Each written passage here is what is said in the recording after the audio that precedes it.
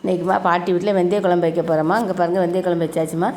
நல்ல மண்சட்டியில் மணக்க வச்சாச்சுமா. நல்ல மீன் குழம்பு மாதிரி இருக்குமா வெந்தய குழம்பு. இப்போ செய்ய போகிறோமா. அது வந்து ஒரு மண்சட்டியில் கொஞ்சம் எண்ணெய் விட்டுக்கோங்கம்மா. எண்ணெய் விட்டு அதில் கடுகு வெந்தயம் கருவேப்பிலை வெங்காயம் எல்லாம் போட்டு நல்ல செவக்க வறுத்துக்கோங்கம்மா.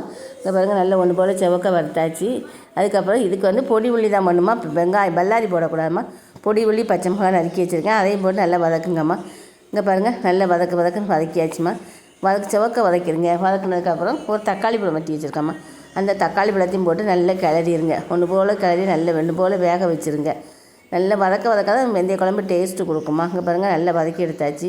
வதக்கி எடுத்ததுக்கப்புறம் நம்ம வந்து இதுக்கு வந்து தேவைக்கேற்ப மசால் போட போகிறோமா. மசாலா வந்து மஞ்சப்பொடி வத்தப்பொடி மல்லிப்பொடி. மஞ்சப்பொடி கொஞ்சம் போட்டுக்கோங்க. வத்தப்பொடி வந்து 1 ஸ்பூன் போட்டுக்கோங்க. மல்லிப்பொடி வந்து 2 ஸ்பூன் போட்டுக்கோங்க. போதும், அவ்வளோதான். ஒரு நேரம் தகுந்தாலும் குழம்புமா போட்டு நல்லா வதக்கிங்க. வதக்கிட்டு தண்ணி ஊற்றி அந்த தண்ணி மூடி வச்சுருங்கம்மா. நல்லா மூடி உப்பு போட்டு வச்சுருக்கேன். உப்பும் போட்டுருங்க. உப்பு போட்டுட்டு மூடி வச்சுருங்க. உப்பு போட்டு மூடி வச்சுட்டு நல்லா வேக விட்டுருங்கம்மா. நல்லா வெந்துடும். மசால் மணம் பெயிரும். மசால் மணம் போய் பாருங்கள் நல்லா வெந்துட்டு நல்லா ஒன்று போல் கொதி விழுந்து வெந்துட்டுமா. இதுக்கப்புறம் புளி கரைசல் ஒரு நெல்லிக்காய் அளவு புளியை ஊறப்பட்டு கரைச்சி ஊற்றிக்கோங்க. ஊற்றி நல்லா கிளறி மூடி வச்சுருங்கம்மா. மூடி வச்சு நல்லா கொதிக்க விட்டுருங்க.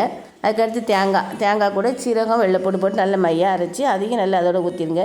ஊற்றிட்டு முருங்கைக்காய் பிஞ்சு காயாக இருந்தோம்மா. நான் வந்து கடைசியில் தான் போட்டேம்மா. அந்த முருங்கைக்காய் துண்டு 4 துண்டு அது கூட போட்டு நல்லா வேக வச்சுருங்க. பாருங்கள் வெந்தய குழம்பு மணமாக இருக்குமா. மக்களே சப்ஸ்கிரைப் பண்ணுங்கள், லைக் பண்ணுங்கள், ஷேர் பண்ணுங்கள். கடைசியில் இறக்கும்போது வெந்தயத்தை வறுத்து பொடி பண்ணி வச்சுருக்கேன். அந்த பொடியை போட்டுருங்கம்மா. நிறைய பொடியை போட்டு நல்லா கிளறிடுங்க. வெந்தய மணம் சூப்பராக இருக்குமா வெந்தய குழம்பு. வாங்க மக்களே சாப்பிட்லாம். சப்ஸ்கிரைப் பண்ணுங்கள், லைக் பண்ணுங்கள், ஷேர் பண்ணுங்கம்மா.